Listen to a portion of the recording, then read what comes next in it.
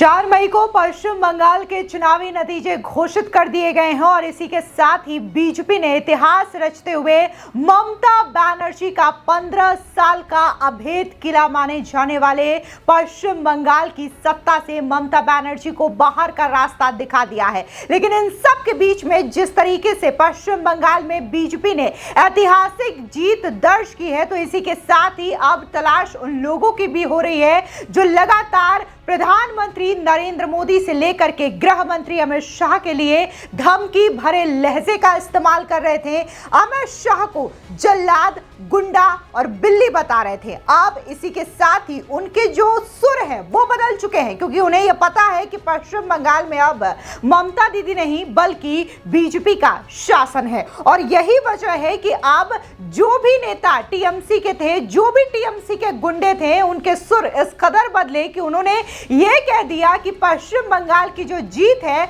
वो जनता का जनादेश है। यानी कि इस बार जो ठिकरा है वो ईवीएम पर नहीं फोड़ रहे हैं, फिर चाहे वो रिजू दत्ता हो या फिर महुआ मोइत्रा हो। लेकिन इस बीच हम उन चेहरों की याद भी आपको दिलाना जरूर चाहेंगे जब उन लोगों ने गृह मंत्री अमित शाह और प्रधानमंत्री नरेंद्र मोदी पर जोरदार तरीके से हमला किया था और इसी के साथ ही धमकी भी दी थी कि हम तुम्हें देख लेंगे।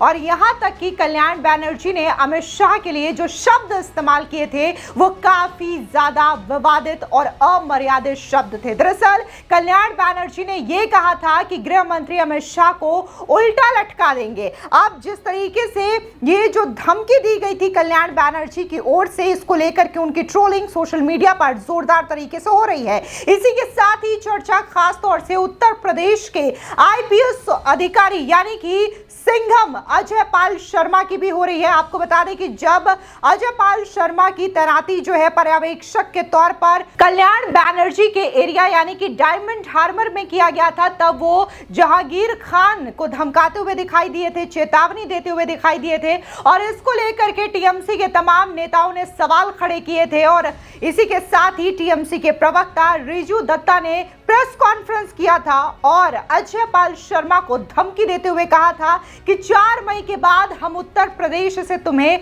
घसीट करके ले आएंगे। अब इन्हीं रिजू दत्ता का जो सुर है वो पूरी तरीके से बदल चुका है। उनका कहना है कि बीजेपी की सरकार जब पश्चिम बंगाल में बन चुकी है तो हम ये चाहते हैं कि विपक्ष के जो लोग हैं उन्हें सुरक्षा प्रदान की जाए। तो सबसे पहले अगर हम यहाँ पर नजर डालें तो तमाम जितने भी लीडर्स हैं जो कि 4 मई से पहले धमकी भरे लहजे का इस्तेमाल कर रहे थे, सबसे पहले बात यहां पर हम करते हैं टीएमसी के प्रवक्ता रिजू दत्ता की, जिन्होंने बकायदा आईपीएस सिंघम अजय पाल शर्मा को लेकर के धमकी दी और कहा कि 4 मई के बाद जब ममता दीदी सरकार में आएगी तो हम तुम्हें उत्तर प्रदेश से घसीट करके ले आएंगे। अब ये जो रिजू दत्ता है, अब ये जो प्रेस कॉन्फ्रेंस उनकी सोशल मीडिया पर खूब वायरल हुई थी और लोगों ने इनके जो शब्द थे उसको लेकर के सवाल उठाए थे कि आखिर एक टीएमसी का प्रवक्ता इस तरीके से गली के गुंडों जैसी शब्दावली का इस्तेमाल कैसे कर सकता है और इसी के साथ ही डेरेक ओब्रायन को कोई कैसे भूल सकता है। आपको बता दें कि ये टीएमसी से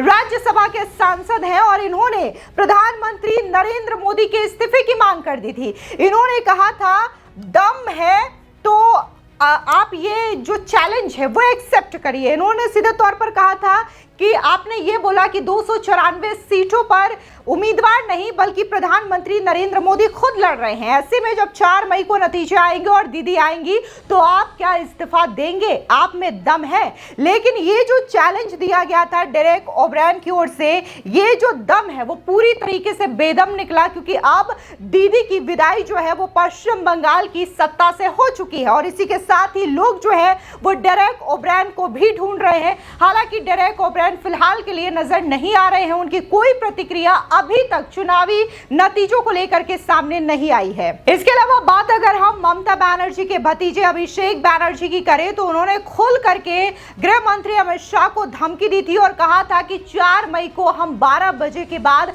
आपको दिखा देंगे, आप यहां आकर के देखिए फिर हम आपको बताते हैं। इस तरीके की धमकी जो है वो अभिषेक बनर्जी की ओर से दी गई थी। लेकिन जब 4 मई को चुनावी नतीजे घोषित कर दिए गए, 206 6 सीटों के साथ बीजेपी पश्चिम बंगाल की सत्ता पर काबिज हो चुकी है और टीएमसी 81 सीटों पर सिमट चुकी है। खुद ममता बनर्जी भी अपनी सीट भवानीपुर नहीं बचा पाई हैं। शिवेंदु अधिकारी ने उन्हें 15,000 के भारी अंतर से हरा दिया है। ऐसे में अभिषेक बनर्जी भी अब लापता हो चुके हैं। अभिषेक बनर्जी भी पता नहीं कहां छुपे हैं, क्योंकि वो नजर नहीं आ रहे हैं। उन्होंने चुनावी नतीजों को लेकर के कोई प्रतिक्रिया जाहिर नहीं की है। आपको बता दें कि एक रैली के दौरान इन्होंने सीधे तौर पर अमित शाह को जल्लाद बताया था और यह भी कहा था कि 4 मई को 12 बजे के बाद मैं ये देखूंगा कि दिल्ली का कौन सा बाप है जो तुम्हें आकर के बचाएगा। इस तरीके की धमकी भरे लहजे का इस्तेमाल जो है वो अभिषेक बनर्जी की ओर से किया गया था।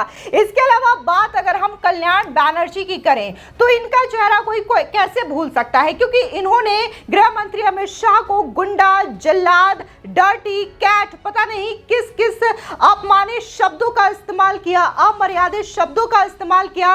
ये न सिर्फ टीएमसी के सांसद हैं बल्कि एक अधिवक्ता भी हैं, लेकिन अधिवक्ता होते हुए इस तरीके के भाषा का इस्तेमाल जो है वो कल्याण बनर्जी की ओर से किया गया था। दरअसल गृह मंत्री अमित शाह ने टीएमसी के गुंडों को यह सख्त अल्टीमेटम दिया था कि अगर वो वोटर्स को परेशान करेंगे या फिर उन्हें धमकाएंगे तो 4 मई के बाद उन्हें उल्टा लटका करके सीधा कर दिया जाएगा। लेकिन यहां पर अमित शाह ने गुंडों को चेतावनी दी थी, लेकिन बुरा कल्याण बनर्जी को लग गया और कल्याण बनर्जी इस कदर तमतमाए कि उन्होंने प्रेस कॉन्फ्रेंस किया और गृह मंत्री अमित शाह को एक कह दिया कि यहां आकर के दिखाओ, यहां पर हम तुम्हें उल्टा लटका देंगे। अब कल्याण बनर्जी जिस तरीके के शब्द का इस्तेमाल कर रहे हैं, रिजू दत्ता जिस तरीके के शब्दों का इस्तेमाल कर रहे हैं, या फिर अभिषेक बनर्जी, ये तमाम जो कैरेक्टर रहे पश्चिम बंगाल में, उनकी भाषा की मर्यादा को लेकर के सवाल जरूर उठे, क्योंकि इन्होंने संवैधानिक पदों पर बैठे व्यक्तियों को न सिर्फ अपमानित किया बल्कि उनके खिलाफ धमकी भरे